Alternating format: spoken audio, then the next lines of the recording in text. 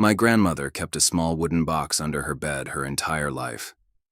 Inside were three things she never threw away: a bar of Fells Naphtha soap worn down to a sliver, a tin of Cloverine salve with barely a scrape left inside, and an empty bottle of Dr. Miles Nervine with the label still intact.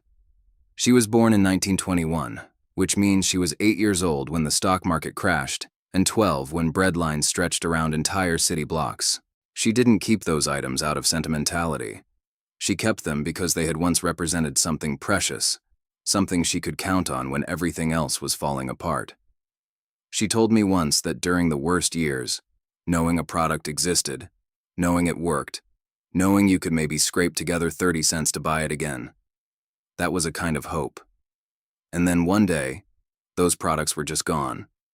The companies folded, the formulas disappeared, the factories closed, and an entire generation was left holding empty tins. Today, we are counting down 25 products that defined everyday life during the Great Depression. Products that Americans depended on during the hardest decade of the 20th century, and that then vanished from store shelves, sometimes quietly, sometimes catastrophically, but always permanently. Some of these will surprise you. A few will genuinely shock you. And number one on this list involves a product so deeply woven into Depression-era survival that its disappearance marked the end of an era that can never come back. If you have never subscribed to this channel, right now is a good time, because we cover lost American history that the textbooks forgot to mention. Number 25 is Fleischmann's Yeast Cakes, the solid compressed yeast sold in small foil-wrapped squares at grocery counters across the country. During the Depression, home baking was not a hobby.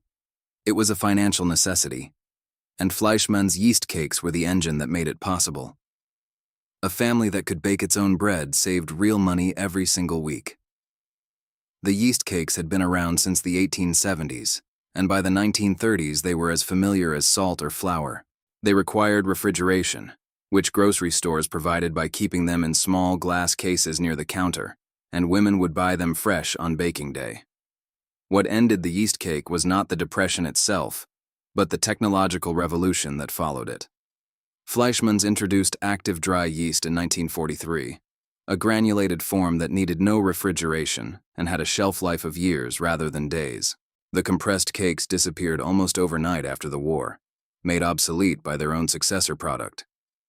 Number 24 is Chase and Sanborn canned coffee, not the brand itself, which continued on, but the specific Depression-era formulation and penny pricing structure that made it the coffee of hard times.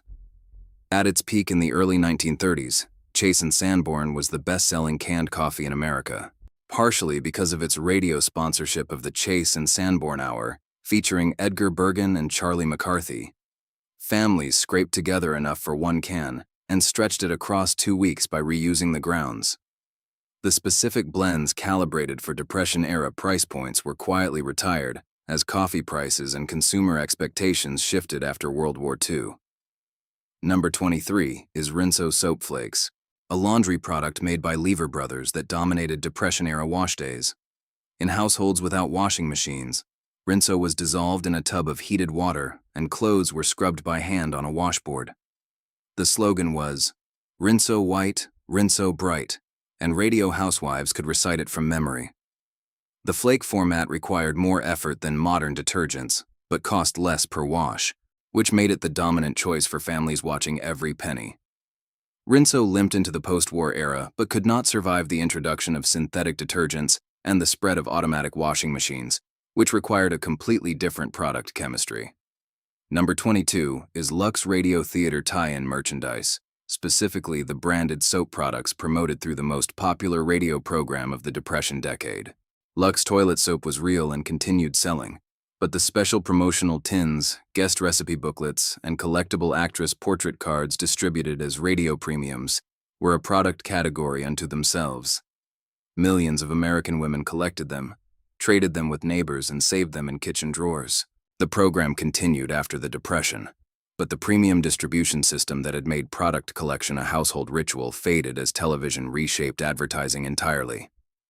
Number 21 is Horlicks Malted Milk Tablets, compressed wafers of malted milk powder that were sold as a food substitute and emergency nutrition source. During the Depression, Horlicks tablets appeared in relief packages, school lunch programs, and the pockets of men riding freight cars in search of work. They were dense, calorie-rich, and had a shelf life of over a year. The company marketed them as everything from a children's supplement to an explorer's ration. They were the protein bar of the 1930s. After the war, with fresh milk widely available and prosperity returning to American tables, the market for compressed food survival tablets collapsed, and Horlicks shifted entirely toward its flavored malt drink powder. Number 20 is Fells Naphtha Bar Soap, which technically still exists in a reformulated version today, but the original Depression-era Fells Naphtha, the heavy yellow bar with its distinctive medicinal smell, loaded with naphtha solvent and used for everything from laundry to poison ivy treatment to household cleaning. That specific formulation was fundamentally changed in the 1990s, when environmental regulations forced the removal of its active chemical compounds. What remains is a pale echo. The original bar that Depression-era families used to wash work clothes, scrub floors, treat rashes, and even repel garden pests was a product of its time in the most literal sense. Chemically formulated during an era with different ideas about safety and absolutely irreplaceable in its original form. Number 19 is Cloverine Salve, the petroleum-based multi-purpose ointment sold in round flat tins by the Wilson Chemical Company. Cloverine was one of the most successful door-to-door and mail-order products of the Depression era, sold by children and teenagers who earned prizes and small commissions by distributing tins to neighbors and returning with payment. It was the original youth entrepreneurship program, and millions of American children in the 1930s had their first experience of selling through Cloverine salve tins. The company survived well into the post-war decades, but lost relevance as drugstore chains standardized the ointment market, and the distinctive mail-order youth sales model eventually became a legal gray area that effectively ended the original program. If you grew up in a family that still talked about making do with what you had, drop a comment below and tell me what product your grandparents refused to throw away even when it was empty. I read every comment on this channel, and the answers are always incredible. Number 18 is American Family Soap, a hard white laundry bar manufactured by Swift & Company, the meatpacking giant that also produced soap as a byproduct of its rendering operations. American Family Soap was extraordinarily cheap because it was essentially subsidized by the meat industry, and during the Depression, it became the default cleaning product in households that could not afford anything else. It washed dishes, bodies, clothes, and floors with equal indifference. The brand faded in the 1950s as dedicated household product companies with better marketing crowded it out, and Swift gradually divested its soap operations to focus on food.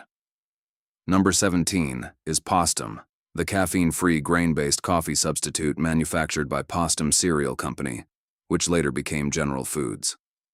During the Depression, Postum was positioned as a responsible alternative to coffee for families who believed, correctly or not, that caffeine was undermining their health and their children's nerves. It was also cheaper than coffee during certain periods of price volatility. Postum's advertising was famously aggressive, directly attacking coffee as a cause of everything from insomnia to underperformance at work. The brand was discontinued by Kraft Foods in 2007, was briefly revived by a small company, but never approached the cultural saturation it had achieved during the Depression years when it occupied prime shelf space in millions of American pantries. Number 16 is Gold Dust Washing Powder, sold in a box featuring the famous Gold Dust twins, two black child characters depicted in a style that reflected the openly racist visual culture of early American advertising. The powder was a genuine cleaning product, effective and popular, and during the Depression, its low price made it a staple in working-class kitchens. The brand's history is complicated because the product's effectiveness was real, but its imagery was a direct reflection of how American consumer culture dehumanized Black Americans during this period. Gold Dust was eventually absorbed by Lever Brothers, the imagery was retired, and the specific powder formulation was discontinued as synthetic detergents replaced all grain-based washing powders. Number 15 is Dr. Miles Nervine, a patent medicine marketed as a treatment for nervousness, sleeplessness, and the general anxiety of modern life. Depression-era advertising for Dr. Miles Nervine featured testimonials from haggard-looking housewives and exhausted businessmen, and the product sold enormously well, precisely because anxiety was not a condition anyone needed to imagine in the 1930s. It was everywhere. The original formulation contained bromide salts, which were genuine sedatives, and in 1975, the FDA forced a reformulation that removed the active ingredients.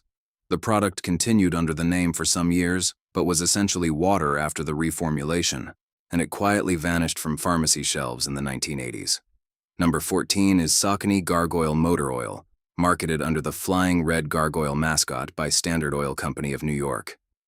During the Depression, automobile ownership was already widespread enough that motor oil was a household budget item, and Saucony Gargoyle was the choice of frugal mechanics who trusted the brand's reputation built over decades of reliability. The company eventually became mobile through a series of mergers, and the Gargoyle brand was retired in favor of unified mobile branding. The distinctive tin cans with the gargoyle illustration became collector items, the product equivalent of a company mascot that outlived its usefulness and became nostalgia. Number 13 is Cuticura Soap and Ointment, a medicated skin product marketed heavily to working-class families who couldn't afford a doctor for skin conditions. Cuticura occupied a peculiar Depression-era niche as a quasi-medical product available without prescription, and its advertising heavily implied that it could treat conditions it almost certainly could not. Families used it for everything from eczema to what was then called complexion trouble. If this channel has ever covered a product that deserved its own video, it is Cuticura. And if you are not subscribed yet, subscribe right now, because we go this deep on every single product we cover. Number 12 is Carnation Malted Milk, not to be confused with Carnation Evaporated Milk, which continued successfully. The malted milk product was a separate line aimed at soda fountain operators and home cooks who wanted to stretch their dairy budget. Depression-era malted milk drinks were made in drugstore fountains using these commercial-grade powders, and families who owned the right equipment made them at home as a treat that cost far less than going out. The malted milk powder category was eventually absorbed and rationalized by larger food conglomerates, and the specific Carnation malted milk line was discontinued as the soda fountain industry itself collapsed in the 1960s. Number 11 is Wildroot Cream Oil Hair Tonic, a product that deserves far more recognition as a Depression-era artifact than it typically receives. During the 1930s, grooming was one of the few areas where a man with almost nothing could still present himself as respectable, and Wildroot Cream Oil, which promised to keep hair neat and controlled without the greasy shine of pure petroleum products, became the choice of men who needed to look employed even when they weren't. Job interviews during the Depression were brutal competitions for scarce positions, and a well-groomed man had a marginal but real advantage. Wildroot survived into the 1970s before the natural hair movement, and changing grooming preferences finally ended the product's run. Number 10 is Vitalis Hair Tonic, Wildroot's chief competitor, and arguably its superior in terms of market reach during the late Depression and wartime years.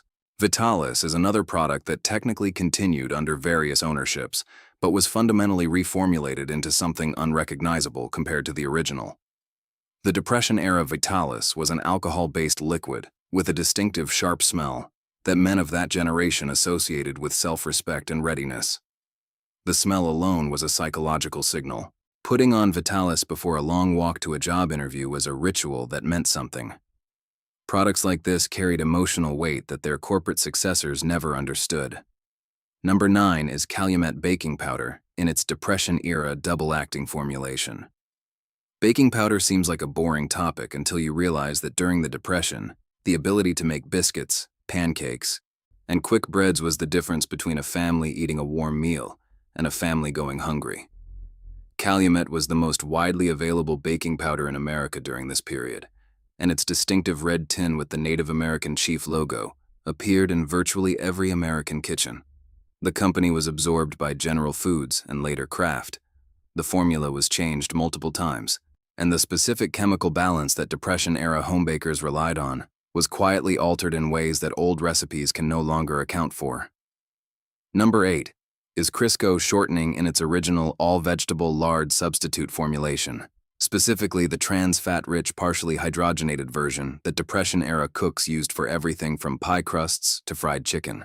Procter & Gamble introduced Crisco in 1911 as a cheaper alternative to lard, and during the Depression, its price advantage and shelf stability made it indispensable. The product still exists, but was fundamentally reformulated in 2007 to remove trans fats following FDA pressure. Food historians note that recipes from the 1930s that call for Crisco produce different results today because the product is chemically a different substance. The original Crisco that Depression-era grandmothers used to make biscuits so flaky they shattered when you pressed them is genuinely gone. Number 7 is Fleer's Double Bubble Gum, specifically the original Depression-era penny piece wrapped in the comic strip that became a social currency among American children during the worst years of the decade. A penny was real money during the Depression, and the deliberate choice of a child or parent to spend one on Double Bubble represented a tiny defiant act of normalcy during abnormal times. The gum exists today, but the original formulation, the texture, the specific flavor compound, the waxy paper comic, the way the piece would go hard in cold weather and soft in summer heat, all of that is gone. Products change. The Depression-era Double Bubble was a specific material artifact of a specific terrible and resilient moment in American life. Have you ever found an old Depression-era tin or package at an estate sale or in a grandparent's house? Tell me about it in the comments. Some of the most interesting conversations on this channel start with those discoveries. Number 6 is Lydia Pinkham's Vegetable Compound, a patent medicine marketed to women for what the advertising copy delicately called female complaints. The product had been sold since 1873 and reached its Depression-era peak because women suffering from nutritional deficiencies, exhaustion, and the psychological weight of managing families through poverty were a large and desperate market. The compound contained alcohol, which made it effective in the sense that alcohol is always effective at temporarily reducing suffering. It also contained various plant extracts whose efficacy was genuinely uncertain. Lydia Pinkham's was reformulated, diluted, and eventually discontinued in the 1960s, a victim of FDA regulation and a pharmaceutical industry that had moved past the patent medicine era. Number 5 is Beechnut Peanut Butter, in its original Depression-era formulation, a denser, oilier product that separated into a layer of solid paste and a pool of peanut oil that had to be stirred before use. During the Depression, peanut butter sandwiches kept American children alive. That is not an exaggeration. School lunch programs built around peanut butter, welfare packages that included peanut butter, mothers stretching a single jar across a week by spreading it thin on day-old bread. This was the nutritional reality of the 1930s. Beechnut's original peanut butter was discontinued as the company shifted focus, and the peanut butter market consolidated around Jif, Skippy, and Peter Pan. But those modern products are homogenized, stabilized versions that bear little physical resemblance to what a Depression child would have recognized. Number 4 is Boraxo Powdered Hand Soap, specifically in its original Depression-era formula sold in the distinctive cylindrical cardboard can. Men who worked in factories, fields, and foundries during the Depression needed a hand cleaner powerful enough to cut through grease, oil, coal dust, and field dirt at the end of a shift. Boraxo, with its powdered borax base and gentle abrasive action, was the product that made that possible. It was available at company stores, hardware stores, and general merchandise counters, and a can lasted a working man weeks.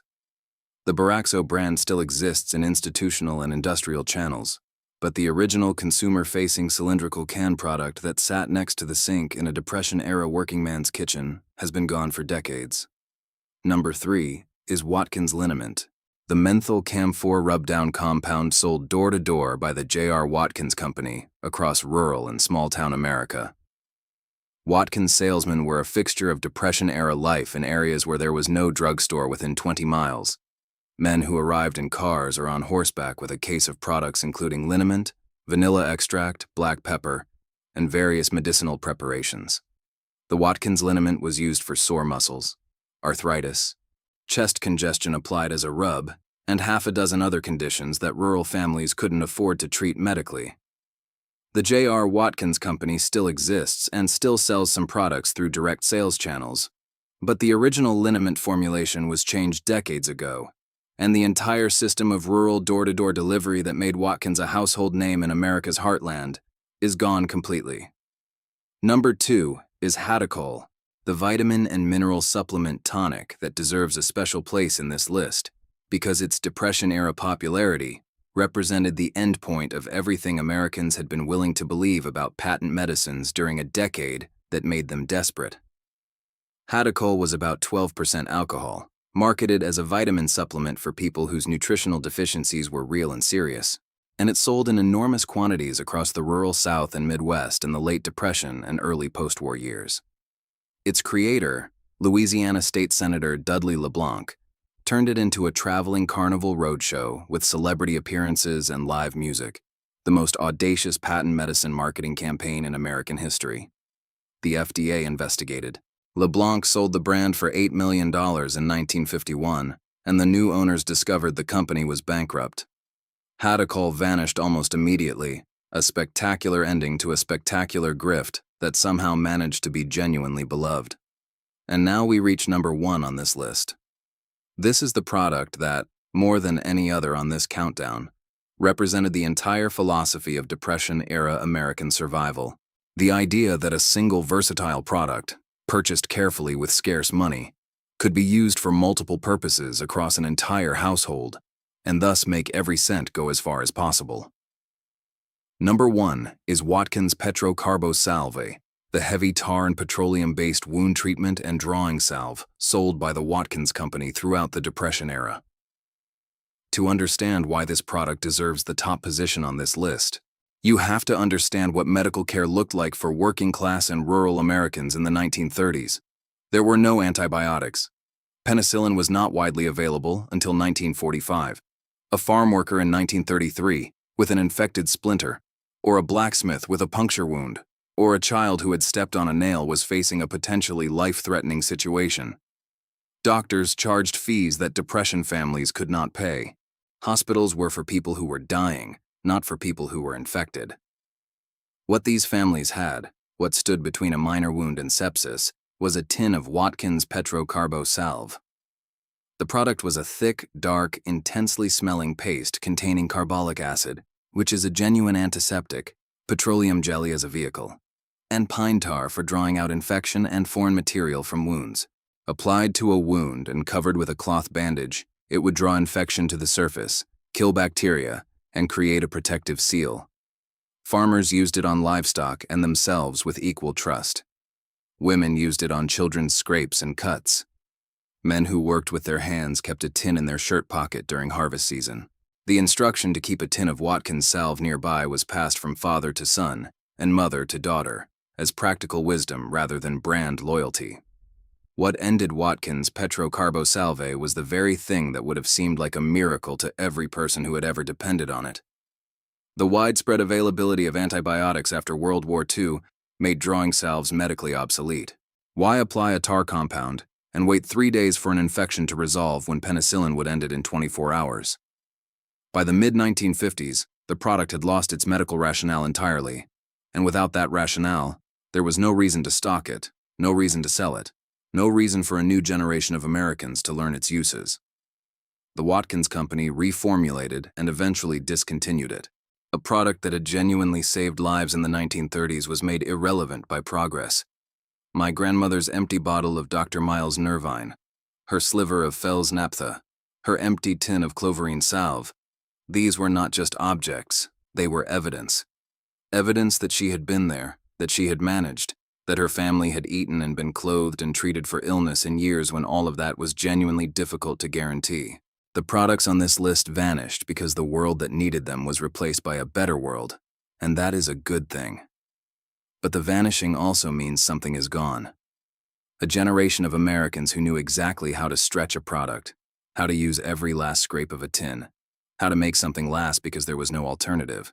That knowledge is vanishing with the last people who lived it. Here is my challenge to you. Before this video ends, think of one product from your grandparents' household that you have never been able to find in any store.